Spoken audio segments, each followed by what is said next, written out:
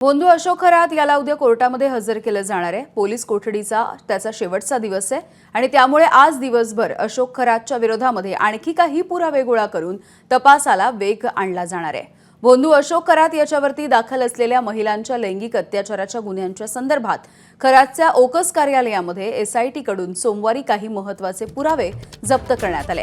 खरातचा mobile data recover करून या आधीचं चॅटिंग, कोणाशी जास्त वेळा संभाषण केलं, तो कोणाच्या संपर्कात होता, काय संभाषण झालं, या सगळ्या संदर्भात एसआयटी माहिती गोळा करतेय। यामधून नवीन कोणती माहिती समोर येणार आहे का याचा शोध सुरू आहे। तपासाचा तपशील उद्या कोर्टामध्ये हजर केला जाईल, त्यामुळे आज दिवसभरामध्ये नेमका काय तपास होणार याकडे देखील लक्ष राहील।